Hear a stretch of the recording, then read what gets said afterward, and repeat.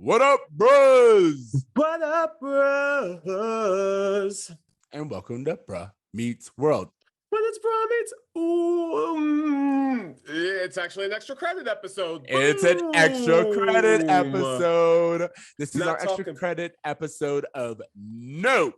And heads up right now, this will be an all spoilers all the time episode. So if you have not seen the movie, please go check it out. Come back, listen to us, and let us know what you thought of the movie, because that's what we're about to do. In the meantime, I'm Ceej. And I'm Tony Curtis. Ceej, I just want to quickly throw out there for those who are our traditional Bruh Meets World listeners that we do have season 6 in the works, and that it will be dropping in a few weeks, and that we're just taking a small detour because this movie came out and it was one of those things that we needed to talk about. And I mean, I did we see Us or Get Out together, or did we just talk about them? I think we talked about it, but I also have something for the homework a little bit later that I'm excited to talk to you about. Oh, so, interesting. Okay. Yeah, like thank you guys for going on the ride with us, and we hope you enjoyed this episode, giving our reactions to Nope. Should we jump into Tell Me About It? Yeah, let's do the Tell Me About It. TC, what is Nope about? Okay, I'm not going to sing this one just because it's a little different than our usual episodes, but I will say that this movie is about two siblings who run a California horse ranch, discover something wonderful and sinister in their skies above, while the owner of an adjacent theme park tries to profit from the mysterious otherworldly phenomenon. Yeah, exactly. So you know what, just kind of like what we usually do, I just want to get your first thoughts. There's so much to cover in this episode, but like we're gonna start off with our first thoughts, and just tell me what you thought about the movie. Okay, so I saw this movie Friday, and the moment I left, I was like, okay, I want to see this movie again. Like, Okay. I can't remember, honestly, probably like Encanto, maybe. It was like I left the theater and I was immediately like, oh, I have to see this movie immediately right again. So I didn't see it Saturday, but I saw it again Sunday night. And honestly, like the first time I'm watching this movie, I just have so many questions. I'm trying to like look for clues. I'm like counterbalancing the narrative I'm constructing in my head with what's actually happening. So it was good for me to watch it a second time just to soak it in and view it as the story it was trying to tell versus me trying to figure out what's going on with it. But I really enjoyed it. It's definitely not as scary as his first two films, or at least Us. But it's more of like a big, I don't know, it's almost like his version of like E.T. or Independence Day or something like that. Like it just feels so big and it feels like such a summer movie. And I'm so glad I saw it on IMAX. And I know we're gonna get into the details and everything. I loved all the actors in it, and I loved his take on this genre that we've seen so many films from. So just not to spoil anything yet, I'll just leave it at that. It's so funny that you say that, because to me, I also saw it twice. I saw it Thursday night. Right when it came out. I got that AMC pass. I've been doing that lately, where if a movie is coming out, I schedule my ticket weeks in advance, and I make sure that I get to like be one of the first to see it. And then I saw it, and I kind of left the theater being like, okay, what was that? Like that. Like, my whole reaction was like, what did I just watch? And I did not leave my seat before I went online and I found a review. Yeah. And I was like, I need more info. I need more things to like help me wrap my head around what I just saw. And after I read the article, I actually was like, oh, you know what? I think I like this even more. But I will also say, to me, if I have to do homework for your movie, I don't think it's a good movie. Like, that's how I am. That's my reaction. But then I also saw it on Sunday with my fiance. And what's also really interesting about that is you get kind of like previewing movies before I go see them with my fiance, because he's always busy and just never has the time, has been very interesting, because I'll get like the day of crowd. And these are like movie fans. These are the people who collectively ooh, ah, and clap when the AMC Nicole Kidman trailer comes out. Like these are I've memorized her fans. speech. I say it every time along with her. Exactly. And that's what I'm saying. So though that's like my Thursday night first viewing, and it always colors how I see the film, because Yeah. if you're having a really good movie experience, you're like, that movie was great. But then I've been rewatching a lot of movies a second time with my fiance, which is usually in a smaller theater with like the mid-afternoon crowd. Yeah. And it really does make you think, oh, wait a minute, was that scene funny? Or were we just all on the vibe? And I feel like this is a movie where you should see it in IMAX. You should see it in like as big of a venue as you can, because this is his spectacle movie. I think he uses the word spectacle, and I think spectacle just is the right word for this film, because everything about it is kind of like greater than. But I'm also going to say, from a story point of view, I was like, it also feels like it kind of reached a little bit further than it could grasp. That's my reaction. I will say that what's interesting about this is that I too had the opportunity to go Thursday night, but I specifically chose to go on Friday so I could go with a group of people. And the post, like when the movie goes dark, and then all of us were just sitting there discussing our theories and our ideas, like that's what made me like, oh wait, I missed some like key stuff. Oh, I didn't put that together. And that's what made me want to rewatch it. And I will say that like it did take like decompressing. Like it took like some analysis, like some post-film analysis for me to get to like really figure out how I felt about the movie. So I just thought it was interesting that you had a similar experience. Absolutely. So I will say, like, let's kind of like approach this in kind of like the 3-act structure, which is kind of like the movie. And we're going to do so. Oh, can I just quickly throw in before we do that? I just want to say that obviously this was directed by Jordan Peele, and came out last week. It is Rotten Tomatoes gave it 83%, IMDb gave it a 7.6, and Roger Ebert's website, which obviously rest in peace, gave it 3.5 stars. So I just want to throw that out there, that that's the general consensus of the critics' opinions of this movie as well. Yeah, absolutely.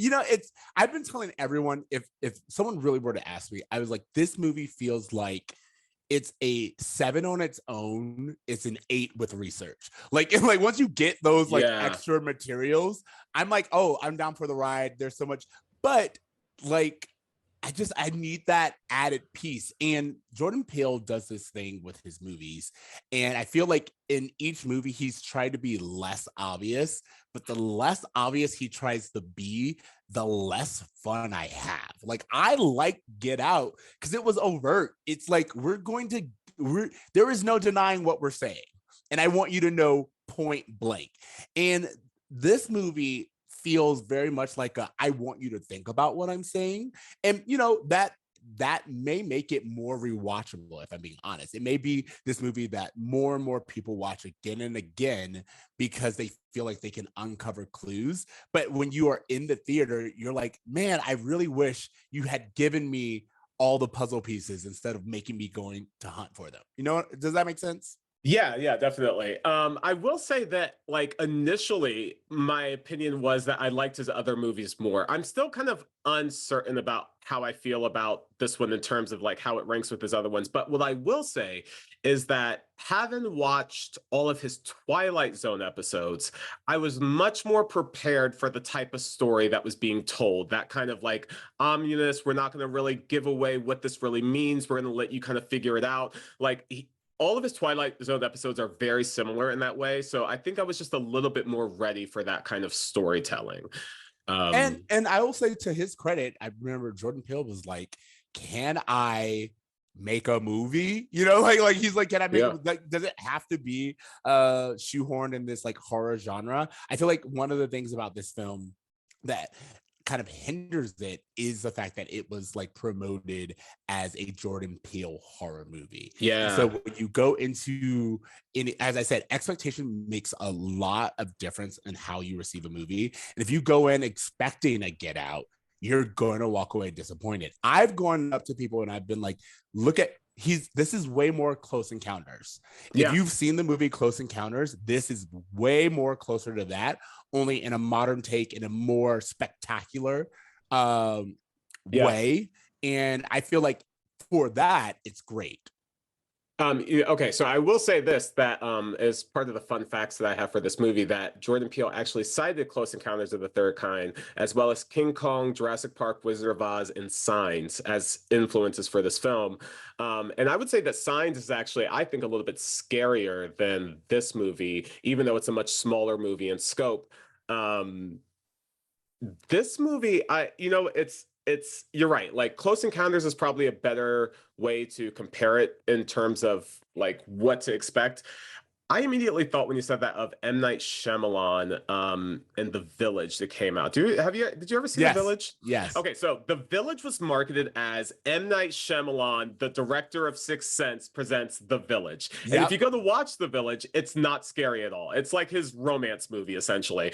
And so, like, when I watched it initially, I hated the movie because it didn't meet any of the expectations that the trailers had set for me. And then I rewatched it and I eventually grew to like it. But I see exactly what you mean in terms of how the movie's been marketed, how people might go in with the wrong expectations. Well, here, I'll throw out some other fun facts about this movie, and then we can get into like the nitty-gritty and stuff. But I will say that we're just going to be getting into spoilers at this point, guys. If you haven't watched this movie yet, go watch it. Take our recommendation to just go see it, and then definitely come back and listen to the rest of this. But some other fun facts is that Steven Yeun's character, who what's his name? Jupe? It's Jupe. Which is you're right. I literally just forgot it. Oh, Ricky Park is his Ricky name. Park. Yes. If you look closely, he has a large pair of metal scissors on his desk that are the same scissors prominently featured from the movie Us. Oh, okay. Not only that, the fish restaurant that they eat in the movie, you can also find that same fish restaurant's food bag featured in the movie Us as well. I think they're like eating it in passing or something like that. Okay, so obviously we're going to get into what all this means, but in Gordy's home, that scene of the movie, the thing that he is signing to Ricky when he sees him right after he does what he does is what happened family. Confused almost, like what happened to the family. It's an interesting thing. And the other thing that's really interesting is that Gordy the chimp is inspired by a true story called inspired by Travis the Chimp. Travis the Chimp. It's a true story, real incident in which a woman's face was eaten off by a pet chimp in the late 90s. And she eventually went on to appear on the Oprah Winfrey Show, the Oprah Shot.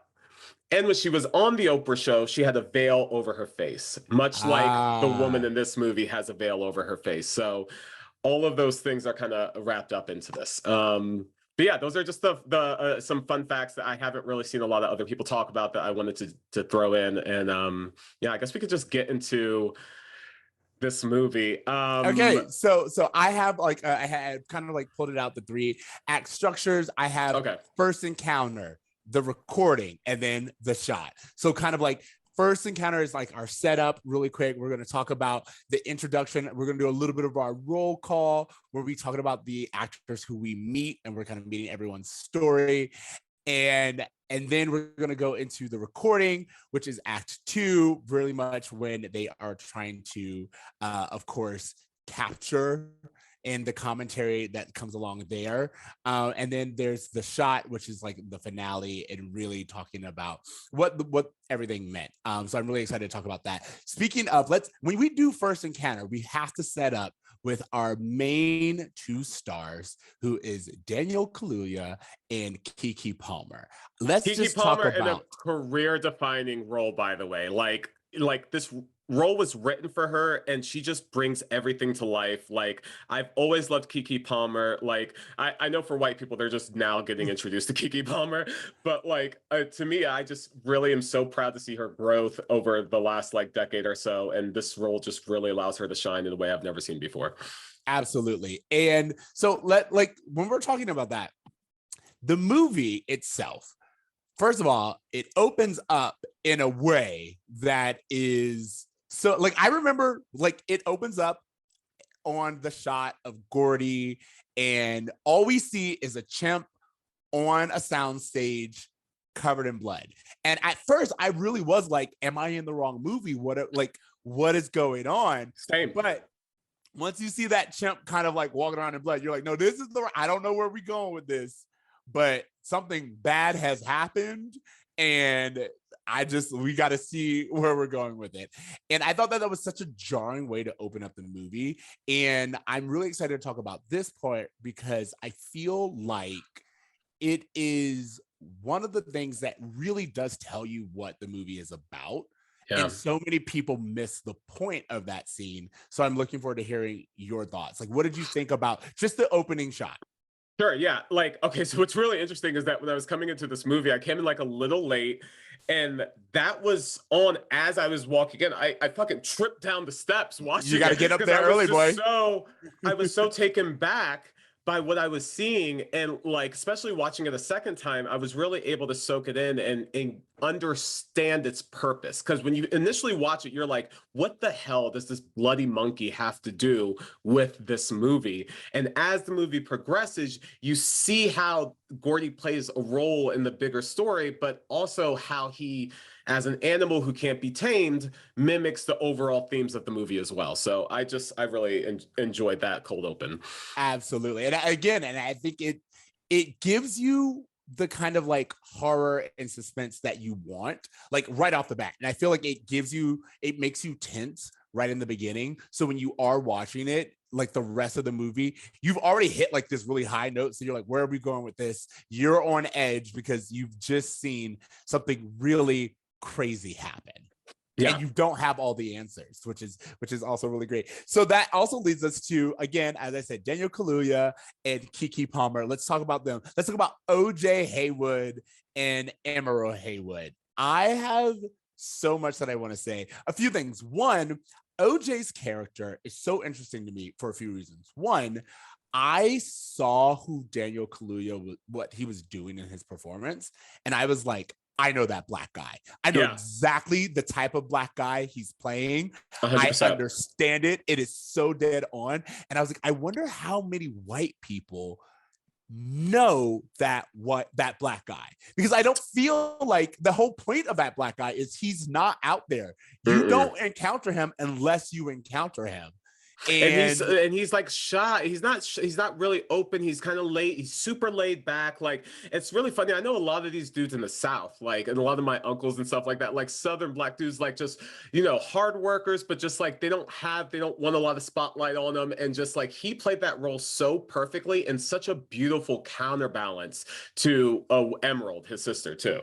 Exactly. And then also, so a thing that I love about the OJ character is a few things. One, right off the back, she goes, "Your name is OJ?" And he goes, "Yeah." And I was like, all right, we leaning into it. That's like, they're saying, don't overlook that point. It is actually supposed to reference that thing specifically.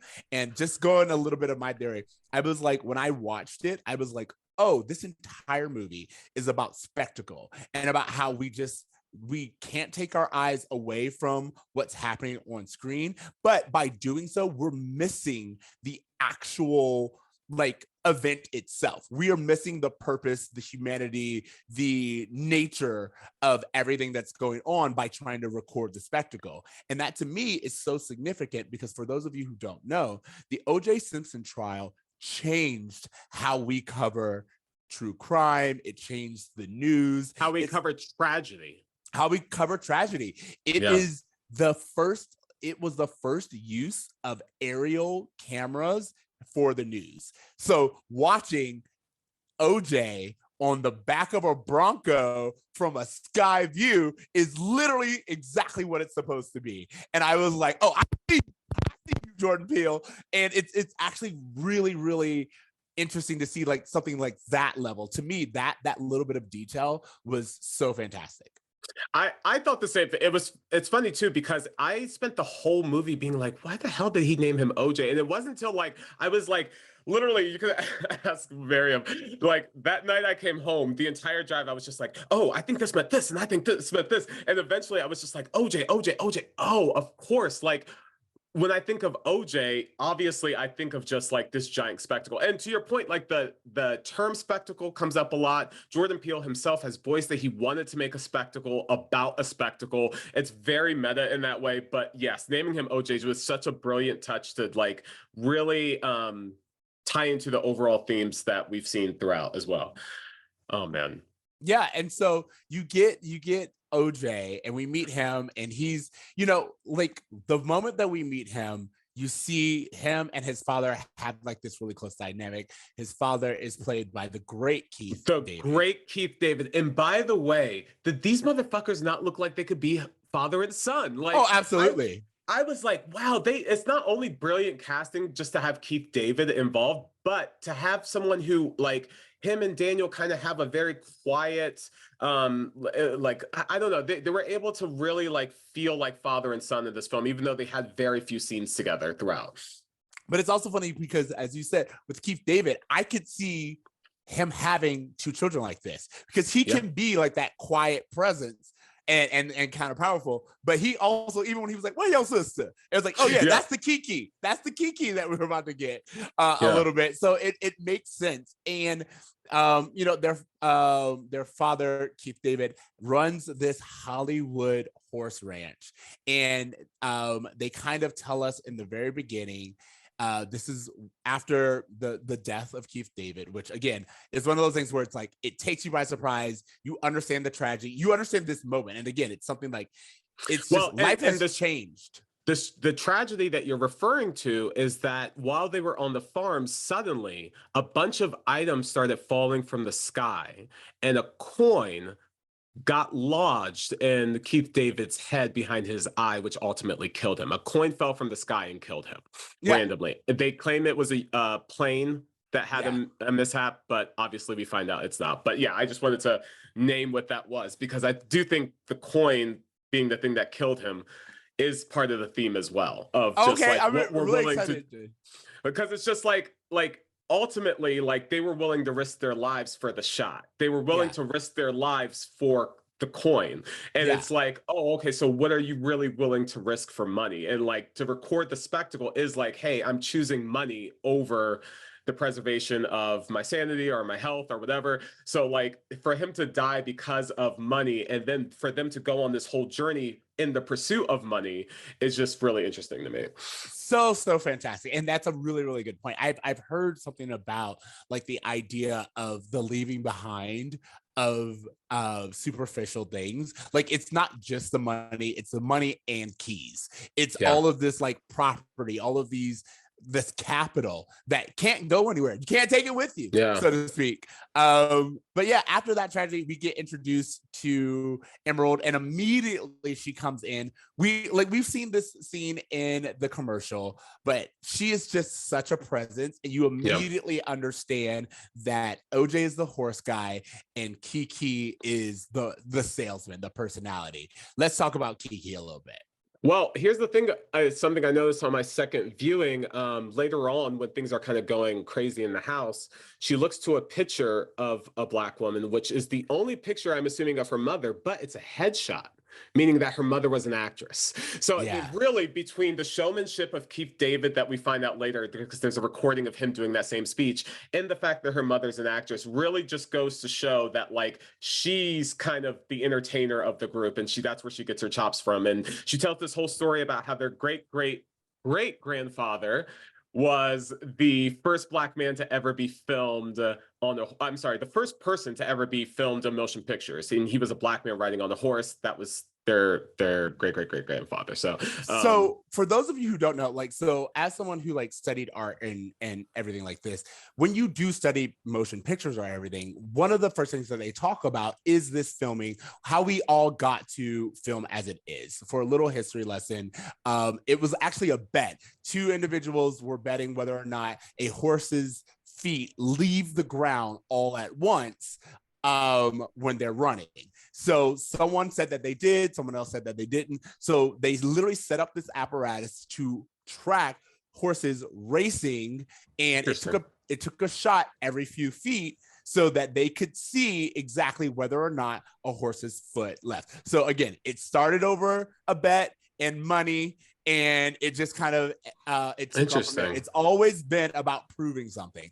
But what's interesting to me about that is for years I have seen this photo and I've seen this collection of photos that started the movie industry, and I have never noticed the black man on the back of the horse, because the story is told about the horse. And so you know about the guy who took the film, you know about the horse. It's even called, I think it's called Annie G Runs or something like that, which is the name of the horse. But there is no history and no record of the man who was on the back of that horse. And as Kiki points out, which I think is really great for Jordan Peele to himself call out, this is the first actor, the first horse, like animal trainer, the first stunt man. Like this guy should be legendary in our history because he's the first to do all of these things. Yes, accidentally, but no matter what, he is the absolute first, and no one knows his name. And that to me is that's what this movie is also really. You could almost say that Hollywood sucked him up and chewed him up and spit him out. Absolutely. I like not only that, which is a great way of putting that, and I love that you've used that phrasing, but to me, this movie really hits on how Hollywood just exploits animals and people of color, and they will make profit off of them. And like, it's all just this cycle, but it totally discards all of them as if they're not living creatures, as if they don't have lives and families and all these other things. They're just commodities to be profited from.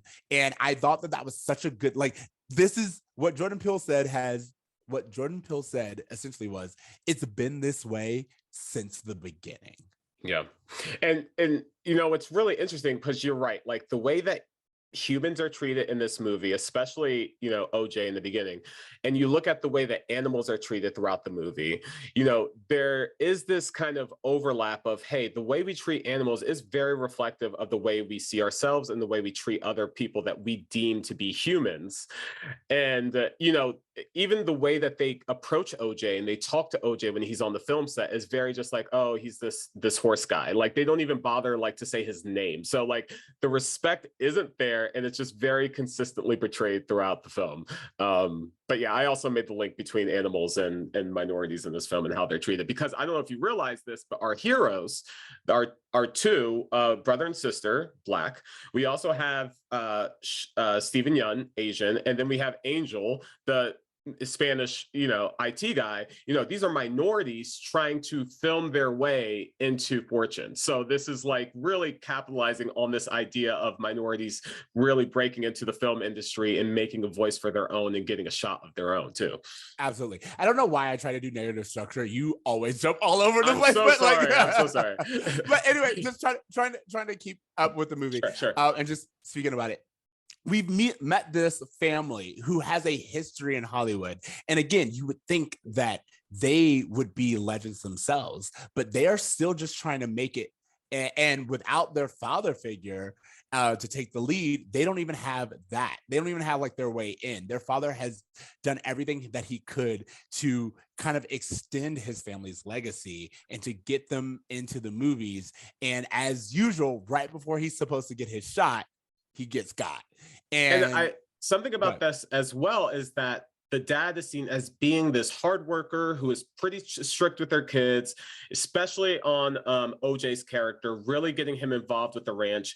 And now that the dad has passed, all of this responsibility is on OJ, and Emerald doesn't really feel, she doesn't have this urge to be responsible. She doesn't have this urge to take care of the horses or the farm or any of that. All of this is kind of falling on OJ's shoulders in a way, until obviously the events unfold in the movie. So what's interesting to that point, to me anyway, is Kiki or Emerald doesn't feel that way because she got excluded from it. She says, I was supposed to be involved and dad excluded me. So yes, this is OJ's burden. and he has to kind of carry it on his own because his father gave it to him, and Emerald was just left out of the picture. So for Emerald, as far as she's concerned, why should she be as invested? This was something that you and Dad always did together. So this is yours. And you know what I'm going to take? I'm going to take the showmanship. I'm going to take the legacy. And that's, as you said, that's a really good point about the headshot, because it says that what she connects to with her family is being the people on camera, being the talent. That is what she sees, and that's what she's good at. And I think that Kiki does such a great job at being like this presence that you don't want to look away from. Very much like everything else that we are supposed to be watching, including the very first film. She's just so dynamic that you want to watch her more. And the fact that she knows that that is her strength as Emerald is, to me, very telling of like how they both have different intelligence. Emerald knows what people want to see, and OJ knows how to treat the talent. Yeah. I was going to say the other thing about Keke Palmer is, doesn't she remind you of Black women you actually know in real life? Oh, like, absolutely. She's just like, she was so her in a film that was so larger than life. Like, I was surrounded by so many white people watching this movie, and when she was talking, I know I'm skipping ahead, but when she's talking about the cinematographer and she's like, this nigga, I was just like, oh my God, that's so funny. But it made everyone, I could feel it making people uncomfortable. But like, I just love that Jordan Peele was like, no, I'm going to show Black people as they are, actually. So that's so funny you say that, because in my theater, like when she said that, everyone laughed. And I was like for me, I'm interested to see who configures this as their favorite Jordan Peele movie. Because I'm like, do you just like the fact that they say a nigga? Like it just it felt to me like a lot of people were like on board, because they are getting like their Black person who says nigga, their Black person who's not afraid to kind of just be what they think Black is. But as you said, the difference is with Kiki, it's so authentic and she's so dynamic. Like I really do feel every time she's on screen, I'm just like, we're watching a star. I don't know how to explain it, but like I feel like in any multiverse, Keke Palmer would have been somebody. And to your point about her just being so authentic, is that if this was poorly casted, this could have easily been a sassy Black woman role. It could have easily been something that didn't have the depth and the dimension that she gave it. And I'm sure a lot of that was on the page initially with Jordan Peele's script, but she just really was able to like I thought just bring stuff to life. And even as I've watched interviews of Jordan Peele talking, he's like, dude, I just let her improv because she was just so great that I just let the camera roll, let her do a few takes. Every take was something different, and I didn't know what to choose from because they were all wonderful. So, I mean, that's just her talent. I'm going to say like a couple of my favorite parts is, we haven't gotten there yet, but like 5 stars, Angel. Like it is one of those like, you know what? Like, I know what you want. Just leave.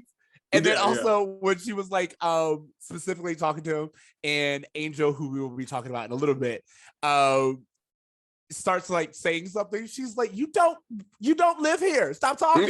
Like her interaction with every single character is like, she both leads the relationship in every single dynamic she's in, but she also gives life to every single dynamic she's in. Right in there. Right from Kiki, we leave them leaving the soundstage, which again, I think what's interesting about the kind of like the opener, I can't believe we're still over the opener, but a lot happens in this movie, and then also a lot doesn't. But when we're leaving the shoot, it is this idea of the kind of new cinema easily replacing again the physical, tangible. Like they're replacing the physical horse, who by the way they never respected, and they were surprised when it behaved the way that it did. They're replacing it with like VFX effects, and I thought that was a very, very interesting commentary again on how it's just so much easier to not deal with reality. It's probably in some ways either cheaper or in their mind worth the money. Definitely. I mean, and also kind of a commentary on all of these people who dedicated their lives to serving the film industry in some way or another that are being replaced because we can do everything on the computer. So, Such a yeah, good just point. yeah. So we leave that shoot and then we immediately go to Jupe's Claim, which is the theme park, kind of like interactive country park, run by Stephen Yoon, which, as you said earlier, plays Ricky Jupe Park. Let's talk about this guy's character because there is a lot to me. I think making him Asian is always interesting because it's so easy to make characters like this like a white person, but to me, to give a role that would traditionally be a white person to an Asian person is a commentary in and of itself, and I'm very, very interested to see what your thoughts are there. Well, I do have thoughts on this because I thought that like Ricky Park or Jupe, whatever you want to call him, his story is so interesting because the thing I thought about in the first scene where you see Emerald and OJ at the studio like trying to succeed in this industry that's kind of throwing them aside is I saw people of color trying to succeed in the white world. Mm-hmm. And when you're introduced to Ricky Park, Jupe, you see this Asian cowboy. You see a man who has a white wife, a white family, and when he was on television, he was even with a white family as well. Like he was constantly surrounded by white people the entire time that he was in the business. So I just thought that was a really interesting like connection because trying to succeed in the white world is something that I thought about the entire first act. And when I was introduced to him, I was just like, wow, that really sets in as well. Um, Also, just really quick, he's called Jupe, and that is a reference to his name Jupiter, which was what he played as a kid sheriff, the movie he Yeah. was in. But the park is called Jupiter's Claim, and when you Yep. think about Jupiter making a claim on some land, you can put the connection on why, if this thing was from Jupiter, like that kind of what that name kind of represents. Um, we're introduced to him and we're also introduced to his backstory as a child star, which I mean, do you want to Yeah. start on Let's that? talk about Gordy's Yeah. home. No, so my Um, whole thing is so in at this part of the movie, we hear Kiki in his office discover like this Mad magazine cover that reminds us, the audience, of what we had seen at the beginning of the film, which oh, is it's a photo of a chimp who has gone like it's just I don't know, it's inexplicable, but you understand that this is a reference. And yeah. then so what happens is Ricky starts to tell the story about what happened because Kiki's like, what really happened? So we are thinking that we're going to get a true life understanding of what went down. But Ricky instead tells this whole other story. He's like, oh, SNL really got it down. And he goes into like this whole detached moment. And then we go back to where we were on the soundstage and we see that young Ricky was actually under the table at the time that the chimp went mad. And again, it was a situation where they had this wild animal on set. No one was really handling and or paying attention or thinking about how that animal would behave. A balloon pops, the chimp goes crazy, and he literally just starts murking people. And Yeah. it's this really crazy moment because you're like, you can imagine the chaos. And if you look, there are certain people still in the stands. Yeah. And it's kind of like this. To me, it's one of the hardest parts of the movie to watch. It's Definitely. one of the scariest parts of the movie to watch.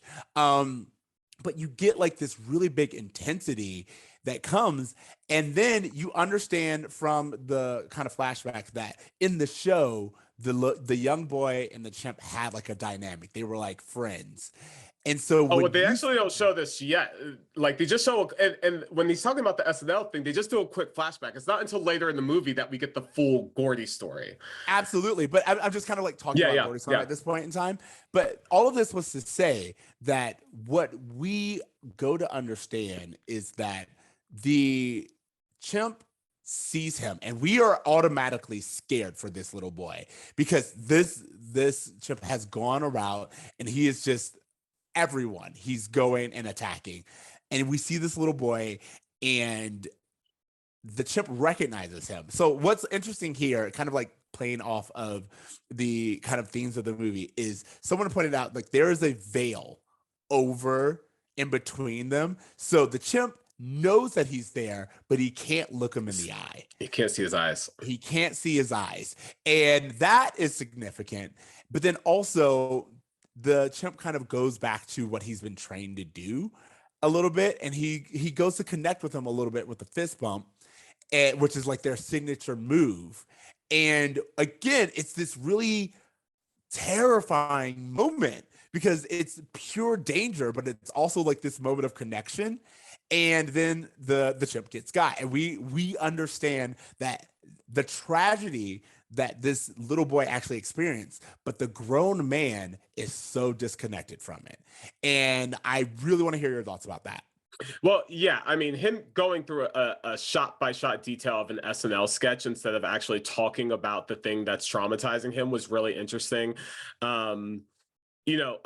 Just a little bit about that Gordy scene that I thought was really brilliant from a filmmaking perspective is that, even though we see this chimp covered in blood, we don't actually see him inflicting violence on anyone. It's all kind of like camera angles and things are behind him. We see actions, but we never actually see like anything as grotesque as like a chimp actually eating a person or like beating a person to death. But we see like the actions from behind a couch or things like that, which to me are so much scarier. So much scarier, this idea of being a kid and you're hearing these noises and you see blood splatter and you can't know what's going on.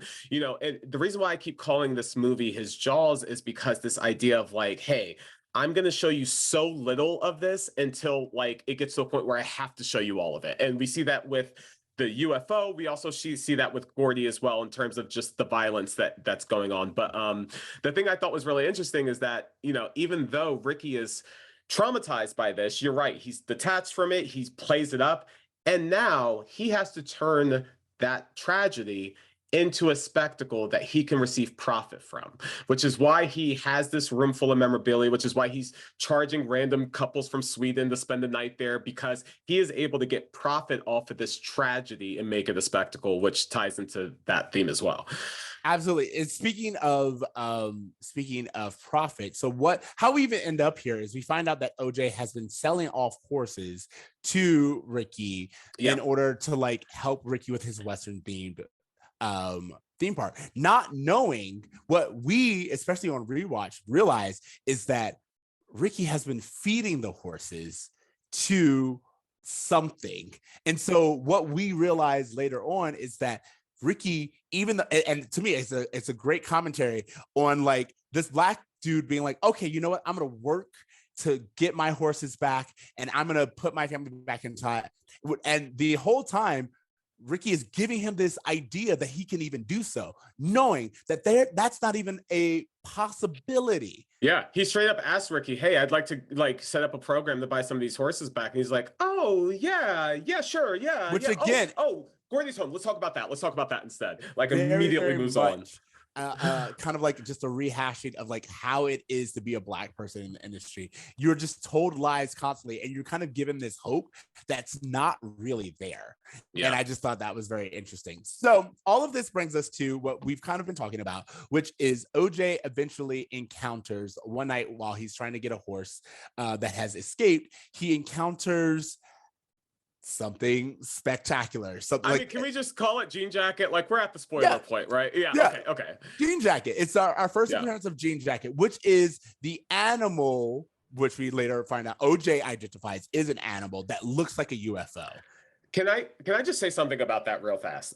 I think that in terms of just like, hey, I'm going to go see a UFO movie. This trailer has set me up to see this UFO movie.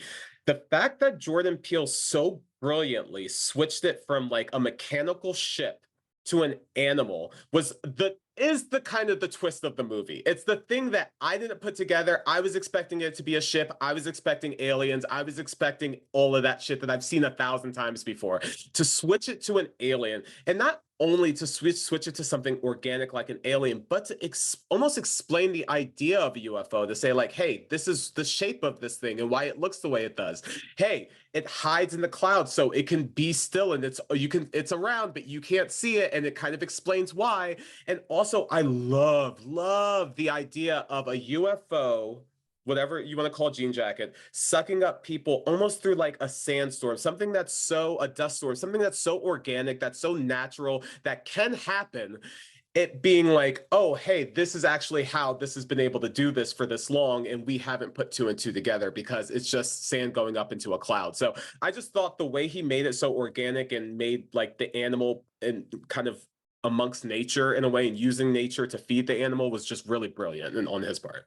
Well, what was interesting to me was I was surprised that we got to see it so early on. I was like, "Oh, they are showing us what we think is a UFO," and I was so like surprised that we got that reveal early on. But it's because later on it is revealed that it's not like a ship carrying around tiny little men. Again, we're so self-centered in how we would operate that we feel and we assume that everything operates under our same assumption.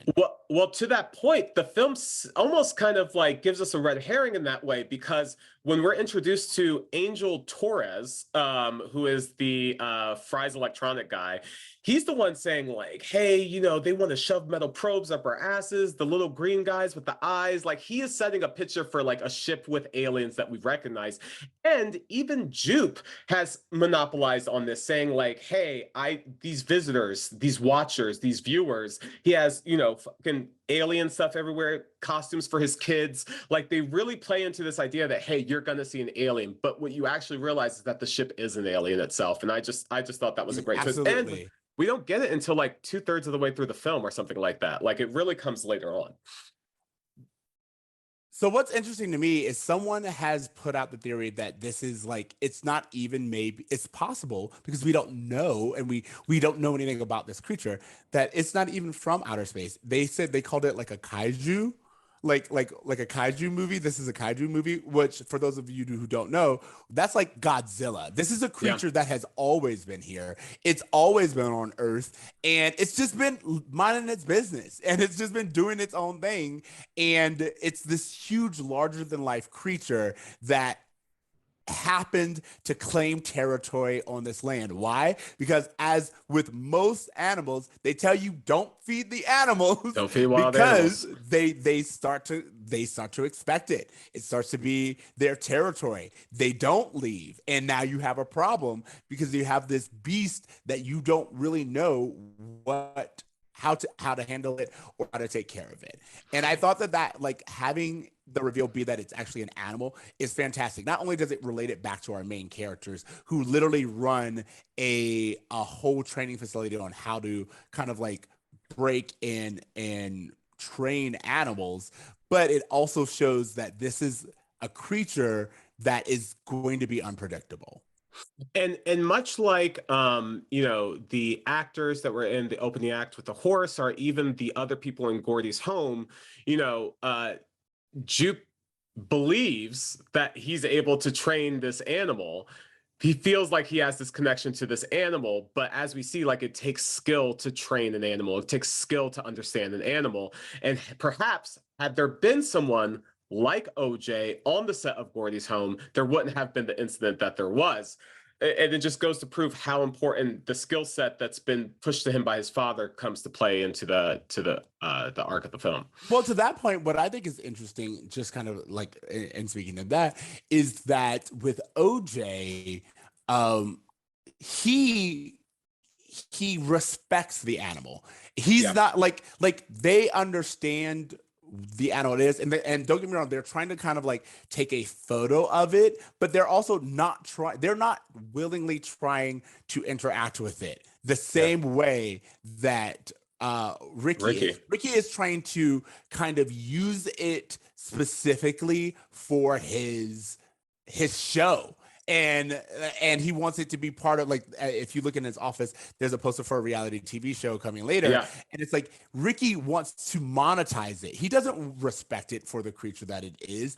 He wants to get it on his schedule. He wanted to be on his page because, as you said, he has learned learned what it is to be a success and what it takes to be a success in this environment, and that is domination, that is control, that is staking a claim over something Yeah. that actually doesn't belong to you.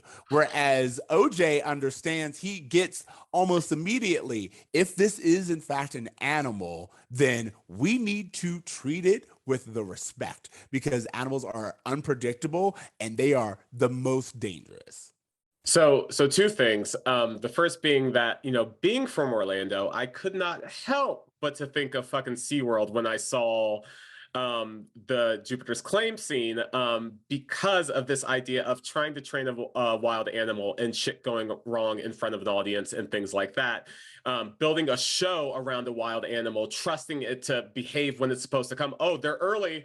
Did not expect that. Yeah, of course you didn't expect it. They don't have a watch. Like, this is ridiculous.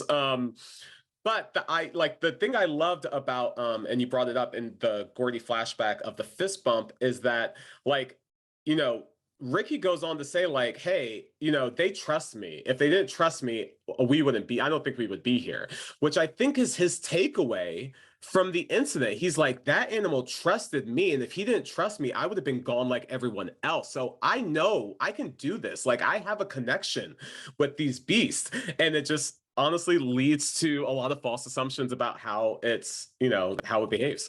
Well, I think that, as you said, I think that that's kind of like a commentary on people. Like, I've seen so many things, especially like when you watch TikTok or whatever. So many people think that their one experience makes them an expert. Like, they had this one interaction. He had this one really, to be honest, he had like this one improbable outcome. And so he thought of himself an expert. And it's like, no, like, every creature is different. Just because you're good at this one thing does not mean you're going to be good at another thing. Just because this didn't happen today doesn't mean it won't happen tomorrow. But when you try, like, there's so many people who think that they can control nature and they can get nature on their page. And this whole movie is like, no, nature's going to be nature. And at some point in time, you are going to have to give it its respect or pay the consequences. All right, so we did kind of, you talked on it. Yeah. I want to hit on a few more things before we Sure. wrap up. Which is, one, you brought up Angel Torres, who's played by Brandon Perea, who I totally enjoy. He is one of those people who, I wouldn't say he like quite steals every scene, but he is a great number two. Like, he has the energy that Kiki has. He is giving us like conspiracy theories with OJ, but like, he has kind of like this kind of like settled nature to him, that even though he's mad, he also is with, like, just like AJ, where he accepts the reality that he's in now and then is just ready to move forward. Yeah, and I also think he does a great job of just portraying like that dude at Best Buy that doesn't give a fuck about his job. Like, he's so good at just giving that off. And he kind of plays that throughout the film too. But, it's actually to his credit, he's the one who spots the cloud that doesn't move, which, by the way, such a cool scene to see that one cloud not moving. And like, I actually got like a little bit of goosebumps when I realized what I was watching when he showed the footage. I just thought that was a really cool scene. But yeah, he's the one who like is the most into extraterrestrials out of the group. Yeah, but I think like what's interesting with him is when we kind of meet his character, not only does he like not have like a lot of going on, but he is someone who is paying attention. He's willing, again, he's willing to believe the outrageous, he's willing to observe and really spot things that not everyone else is picking up on. And he has kind of almost like this intuition. Like, he's one of those guys who I feel like you're never right, but you're not far from the truth. Like, that's the kind of like what I get from him. Like, for even like when we see later in the movie, there's this whole scene with Antler Holst, who I'm going to bring up next, who they get to come and film. There's this scene where he sees what happens to Antlers and he's like, not me. He's just like, I'm like, I'm going to like, I don't know if this will work, but I'm going to try something outrageous because that's the only thing that I can think of to survive. Yeah. I was actually going to ask you like how much of like the middle sections we want to cover, because I actually don't think, other than that Gordy flashback scene, there's a whole lot there that I want to point out. The one thing I do want to say about this movie is that throughout the film, there's like 5 title sequences that happen. So the first one is just Nope, and the second one is like Ghost, and then we see this horse, and then it gets sucked up into Jean Jacket, and then we see a second horse name, I forget what it was, and then that one gets set up with some kind of Clover, violent I outcome. think. Clover, yes. Okay, and then we see Gordy, which is the flashback to the Gordy's home scene. So by the time we see Jean Jacket pop up on the screen, like in terms of building tension throughout the film, when I saw that, like, oh, we're about to attack fucking Jean Jacket now, like we're getting to it, I got super excited. So I just thought that was a great way to build tension throughout the film by having those like almost chapters of the movie. Absolutely. And speaking of like chapters, and kind of like the tail end of it, like I said, we did first encounter. We talked about them trying to capture the animal in real life, and then we get the shot, which is basically their whole pursuit to kind of get this thing on film. And you talked about it a lot, and I want to just kind of break it down a little bit. One, you have the idea of why they're doing this, the Oprah shot, as Emerald says. They are doing this because they need money, and as far as Emerald's character is concerned, getting something that no one has ever seen before is a great way to get cash flow. But as we said earlier, when you do that and you risk it all to get this shot, I think a really big part of this movie is it all worth it? Like, what are you willing to give up to get fame and fortune? And that's what their pursuit is. And they, like, some of them have like very admirable reasons. Like, Kiki, she wants to make a name for herself, and that's very true to her. And OJ just wants to keep his parents' legacy alive. That's true to them. But at a certain point in time, they realize that all of that is worth nothing if you lose your life. Something else about that I thought would, like, when we're talking about like the Oprah shot, is like throughout the film, they kind of talk about what it means for them specifically to own the footage. It's like, we have to get this before they get it. And like that whole idea of what it means to have ownership over something as a minority, especially in Hollywood, like to have an IP that you own, something like that, before they come and get it, or they, like, TMZ shows up or whatever in the course of the film. But just the allegory of what that meant for them to own, for a Black family to own this thing, versus, and trying to beat essentially everyone else to it, I just thought was really interesting as well. Okay, which is perfect. I love that. So I wanted to talk about the TMZ shot, because the TMZ shot is actually really amazing. What I was listening to a podcast on this movie, and someone actually used to work at TMZ, and he was like, what you don't understand is that's how it is, because that is your livelihood. Like, he was like, there was once someone who was sent to a location to get a particular shot. They didn't get the shot and they were fired immediately. Like, so that guy from TMZ, showing up and being like, hey, I'm going to investigate this. It's a little bit weird. It's a little bit out of the frame. We're just going to go there and we're going to see if we can be the first. And even though this family lives there and trying to record it, if a platform like TMZ is even nearby, you're second rate. You're nothing. So you are competing with the big dogs. But then also the idea that he ignores all the warnings, goes in anyway, all very things that we know about TMZ. And then when his life is on the line, he is still like, but I have to get the shot. Again, it takes me back to that, is it all worth it mentality? And unfortunately, because of the capitalistic system that we're in, for a lot of people, it is. One detail that I really loved about the TMZ scene is that he's riding a motorcycle and he's wearing a helmet that's almost identical to the object that they showed to Lucky at the beginning of the film that made him freak out. So just like, that's such a good get. Like that, like, thing of just like, it bothered Lucky, so like in that same way it bothered Jean Jacket. I just thought was interesting too.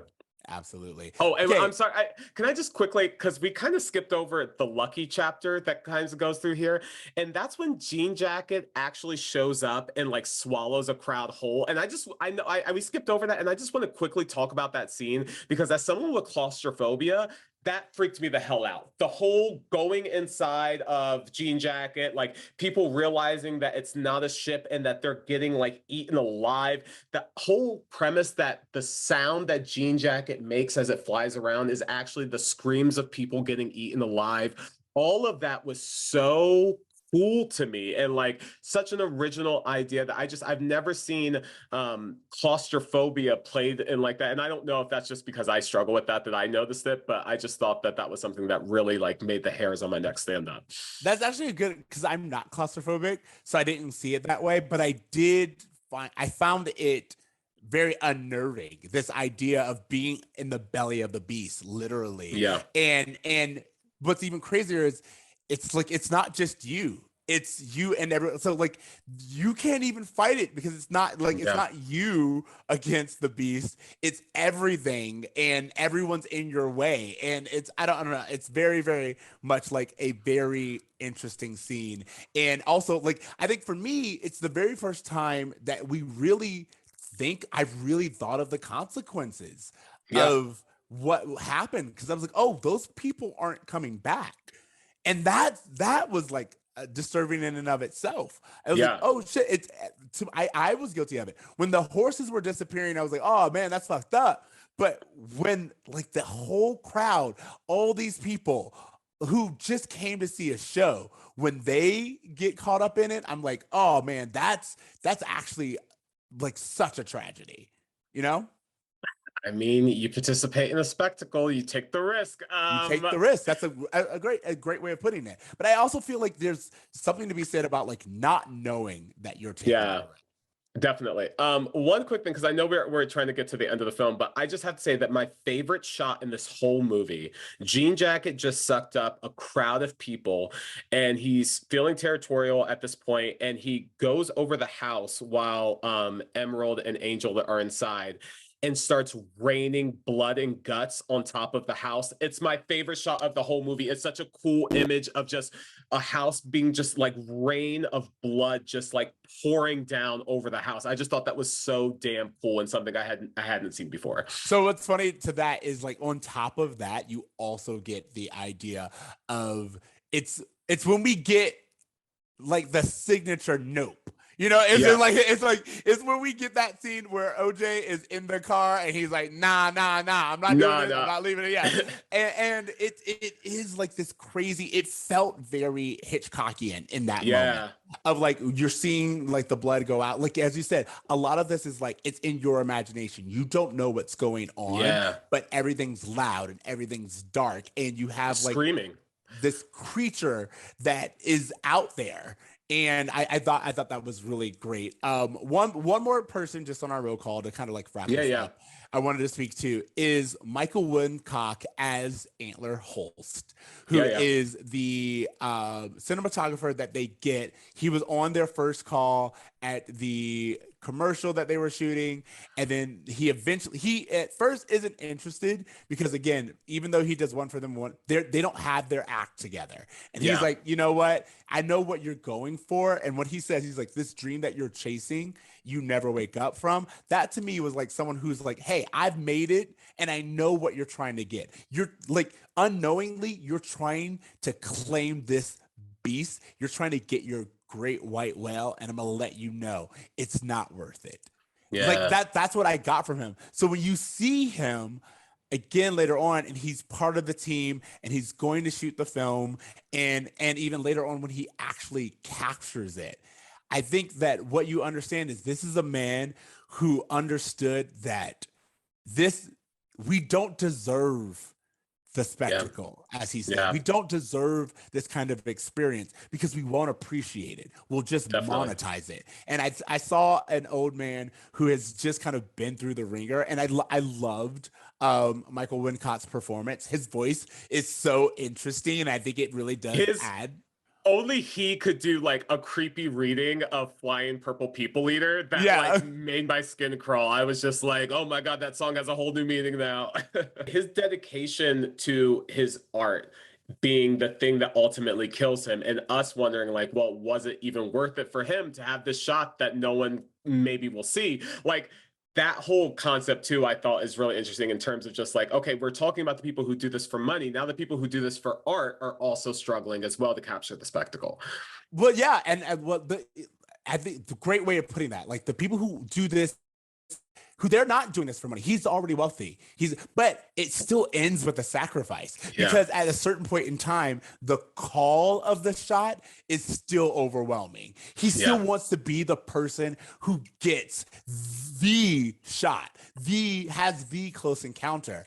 And that even like itself, you have to know your limits. And I think just kind of like to wrap up both the summary of the movie and the movie itself, it ends with our main characters. As I said, it ends with Angel being like, you know what? I don't want to be as close to this as I thought I was. He kind of ties himself down and he's willing to hurt himself to make sure that he is kind of like linked in to this barbed wire fence, which is not easy to do. But at that point in time, he's not worried about the camera. He's not worried about capturing. It's just survival. And I think that's really telling. Go ahead. With him, that's interesting. The thing about Angel that I really think is interesting is that, well, we have someone who's dedicated, to art, and we have people who are dedicated to money. At some point, Angel's like, hey, this is going to help people, right? Like, there's going to be a bigger purpose to this than just the show or the business, right? Like it has to be something more than show or business. Like we're going to do this for the betterment of mankind, hopefully. And so the idea that like he was the one who was like looking for a deeper meaning for it was interesting as well. That is, but I think it's interesting that he was looking for that. But I also think it's interesting that he is the first to kind of abandon the mission. He is the first to be like, you know what? Well, because he probably recognizes it's not worth it.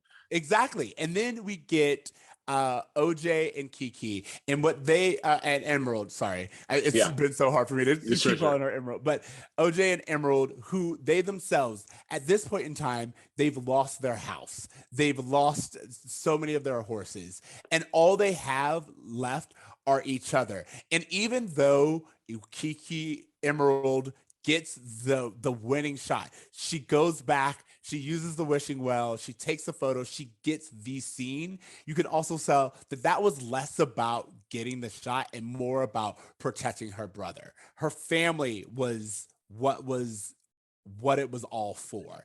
That's interesting because I have to say that like I wondered if she wondered if it was worth it.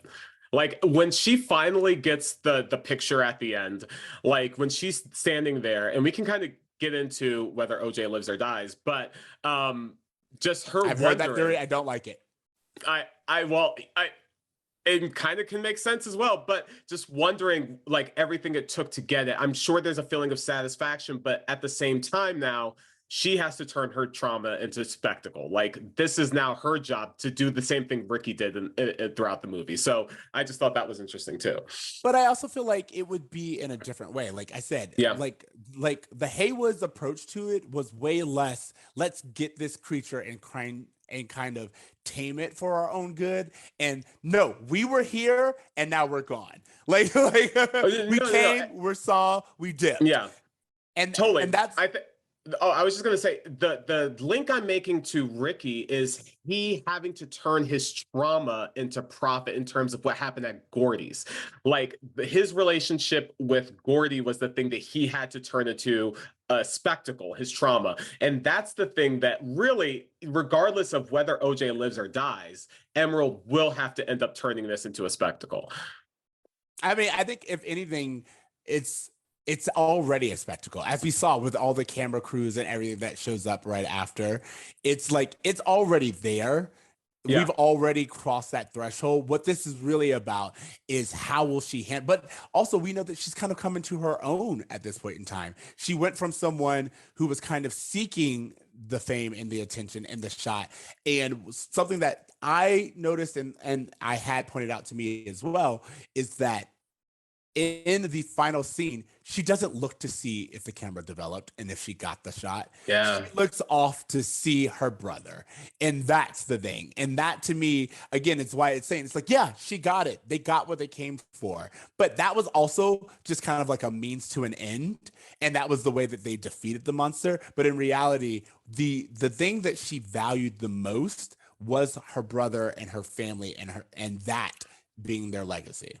And also, I mean, in terms of a character arc, she went from someone who really didn't want to take any responsibilities to someone who really had to take responsibility over her life without the help of her father and brother at the end. Like, she really had to prove it that she could do it on her own, which is something that she kind of was reluctant to do throughout the film. Which is why it's called like why they named the alien Jean Jacket. This was her beast to tame. Yeah, definitely. And it's really it is like poetic that she gets to be the one who captures it and kind of defeats it in the end. Okay, so all of that being said, we went through the entire movie. We have like a little bit of time left. What else do you want to say about this movie before you? Okay, so quick things I just want to say is that this is the only Black UFO movie I can think of, the Black alien movie I can think of ever. Jordan Peele said, I wanted to make the movie that I would be excited to see if someone else made it. And he's like, I've never seen Black people deal with the aliens before, and I just wanted a realistic portrayal of that. If you look at Get Out, if you look at Us, if you look at Nope, there's a deer in Get Out, there's rabbits in Us, and then there's horses in Nope. So like this kind of consistency of the representation of animals throughout his films, it's something that's consistent. I mean, I do have a few theories, like, does OJ live? What does the blue shoe mean? Like, are the viewers an allegory for audiences that kind of consume and spit out content faster than directors can make it? Like, there's all these things that I'm reading online that I'm really curious about, and specifically the blue shoe. I wanted to know if you had any ideas about that. I just thought it was, to me, it was significant in the sense that it was just a kind of outlier phenomenon. I actually don't think there's anything else going on other than it was this weird once in a lifetime thing where it's like, why would that happen? Why is it that way? Yeah. And again, it's just like that's what made it special, but also it's something that only Ricky got to experience, but he can tell that story over and over again. I thought of it as it being the bad miracle of that day. Yeah, the bad miracle. Because the whole movie is about bad miracles. So yeah. Okay. Right. I also love the idea. I think Nope is interesting to me because it is like kind of like nail on the head on Black people dealing with aliens. Like they're like that. Nope. But then also, again, the movie is really asking the question, was it all worth it? And again, the answer is no, it's not. So, but to the film's point, like, even after watching this movie, even knowing everything we know about the dangers of spectacles, like, we still do it. The thing that Jordan Peele said inspired him to make this movie was bottlenecking in traffic. He was like, the reason why this traffic is slowing down is because all of us want to slow down a little bit and get a look. And he was like, that's what's interesting. I'm not that person. I'm speeding up because, like, again, I don't want to watch. And I think that's interesting because I'm not someone who has like the same thirst for spectacle.